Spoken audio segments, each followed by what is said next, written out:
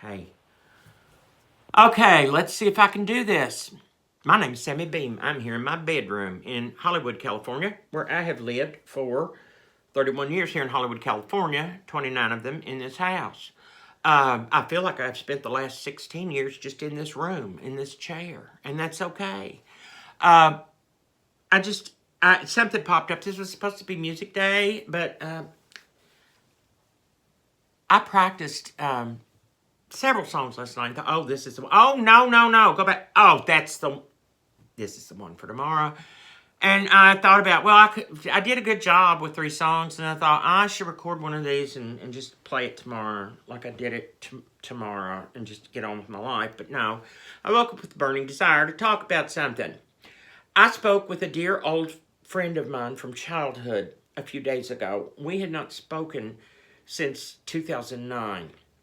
And, when you're reunited with an old friend like that, I think what we all want to do first is hit them with a really great memory that we have of them. It kind of breaks the ice, and it makes you both laugh and feel, great. So my friend said, she said she had been playing a memory game with her mother. And her mother said, I have 2 names of people that you grew up with in my head, and I'm going to describe them. And she started describing one, and my friend said, oh, that's so-and-so. And so the next one, she said, every day of this child's life was a living hell. And my friend said, Mom, that could be a lot of people.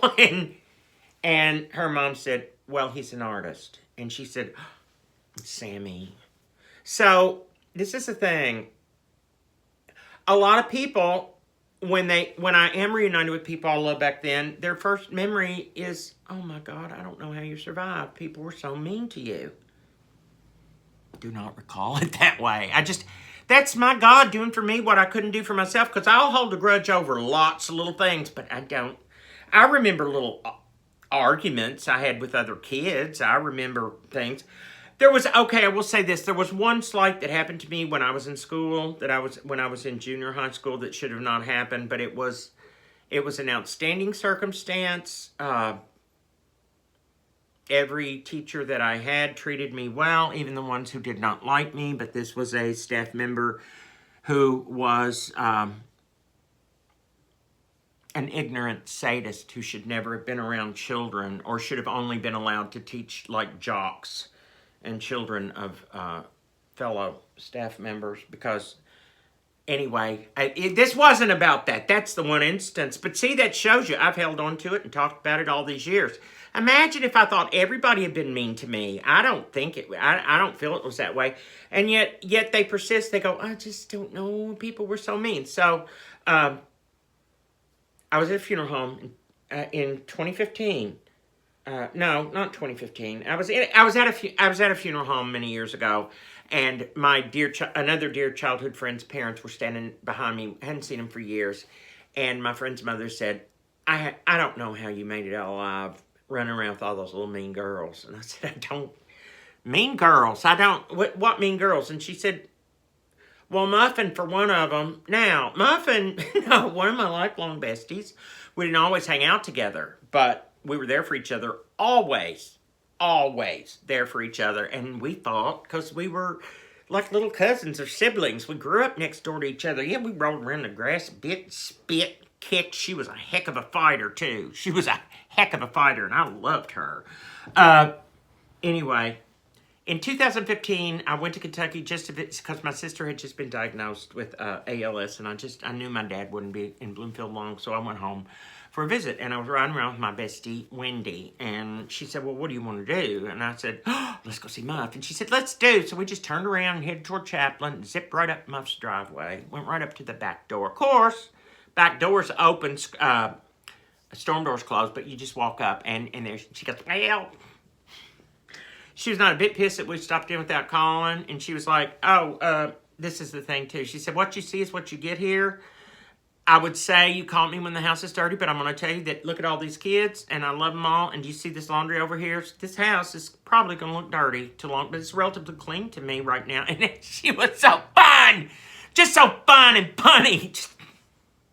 Anyway, I told her what her mom said, and she said, Sammy Beam, do you honestly mean to tell me that you think that you were not a mean child? And I said, well, I was just a little sweet little innocent. She said, in the 2nd grade, I hounded my mother until she let me go to the beauty parlor and get a big updo. And I obsessed by it. And then on my birthday, she let me have it. She got it for me. And then I came to school and I was so excited. And I walked into our 2nd grade class thinking that this will feel like Cinderella entering the ball. Instead, you walked up to me and said, my mother is a professional hairdresser. And she says that it is inappropriate for little girls to wear women's hairstyles. I remembered it. I didn't remember it like, oh, I remember that all the time. But as soon as she said it, my mind went right back to it. And see, here was the thing. That was mean of me. That was pedantic before I knew what the word was, honey. I just could not, I still can't hold my lip. If I think, you misspelled that, it's a bednigo, not a bendigo. I'm still like that. But the thing was, the day that I told Muff that, and I could see her face, she was just crushed. I really wanted to say, I have never seen anything so spectacularly beautiful as this in my life. And hail to you for asking for what you want and just coming on. But instead I said, that's not appropriate. I learned a lot of that from my mom. My mom was a good person. My mom was also the hairdresser in town that did I will say, I thought her clientele was pretty swell. I mean, they were swell. Everybody had money and they all had taste and they were fun. And some of them were her really good friends too. And it was all great and everything. But she was a conservative hairdresser. And her friend, who was also who was a hairdresser, like in Louisville, and they would do each other's hair. But she was also, I believe, kind of a conservative hairdresser because they just thought there's no, don't. They thought overblown was too much. I, on the other hand, could not get enough of that big. I'm gonna call it the Big Betty and Judy soft serve swirl, honey. Oh, I remember that, and then I remember 2 other beauty, and Mom loved every beautician. All the beauticians in town really liked each other. They had all interacted with each other at some point, and they all really loved each other. And there was plenty of beauty to go around for everybody. So my mother never said one bad word about any of the other, and just loved all the other hairdressers in town. And I think it's kind of the way it was with everybody, but she just was not going to do what I like to call the greater Jean Warner barrel curl. Those with those curls that went up, it was like, what is her name? Vestal? Jubilee. It was that woman, Vestal Goodman. It was those barrel curls. I think that's what my friend Muffin wore to school that day. I think they had to use hair pieces to get it that big. She was just a little girl. But anyway, I'm mean. I was always mean. So I do. My friend Marcia said, "Oh, we were so mean to you." And I'm like, well, I don't recall it that way. I remember you being fun. That's what I remember. I don't remember you being mean. I remember you being fun. And I remember that if somebody could be mean to you, but you still liked them. One of my best friends for life is Timmy Cheek. And when I look back, he in almost every memory, but we didn't really do what I would say bonding until the 9th grade. And it came from a series of things that boys did. He was mean to me in a funny way. He would pick on me, but I knew that it wasn't. We were still hanging out with the same crowd at night after school. We were hanging. He was just having fun with me. And like, one of the things, he took a knife and somehow attached it to the bottom of his sneaker.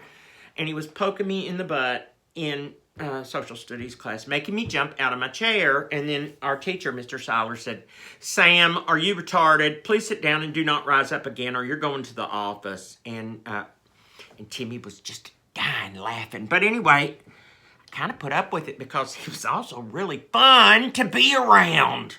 He was fun. He was a lot more fun than some of the other people that I hung out with. He knew he was really smart, and that's all I could say. He was really smart and fun, and I remember it was almost like he said, I give in, we're going to be friends now. I give in, we're just going to be friends now. It was at Maple Grove Cemetery. He and Lonnie and I were together. And it was July of 1976, and my maternal grandfather had died. And Lonnie and Timmy came, and they were Timmy was being nice, and I think he even said, I'm throwing you a bone because Virgil Goodlet died. God rest his soul. But anyway, after that, we were on like Donkey Kong. Us boys running around, and then my other group of girls. But I asked Timmy, I'm going to try 12 minutes. So I asked Timmy and said, look, I have a lot of people telling me how badly I was treated growing up. And he said, I don't. No, I don't. I mean, I could see why people wanted to, but I don't recall you ever caving. And I said, well, see, I don't remember. I mean, we were always sassing at each other and being mean, but I don't recall. He said, well, the thing I remember about you was you might not have been like big tough dude, but you had a mouth on you that could just rip somebody in half. And you could just, with your mouth, back a crowd away from you. And I'm like, see, that's how I saw it. And I didn't enjoy it either. I didn't like, and that's when I went in there and I said, blah, blah, blah, blah, blah. No, I didn't like that either. So anyway, it was just about the meanness thing. And if you were tortured as a child, as I was not, and it still affects you, and if I had anything to do with it, I'm so sorry. That's all I got to say today on this Wednesday. I'm going to go and look at this over and see if it's okay. I went a little deeper than I wanted to, but it wasn't as deep as, like, politics or anything like that that's going on. So have a great remainder of this Wednesday, folks. Bye. I love you. I love most of you. I love a lot of you.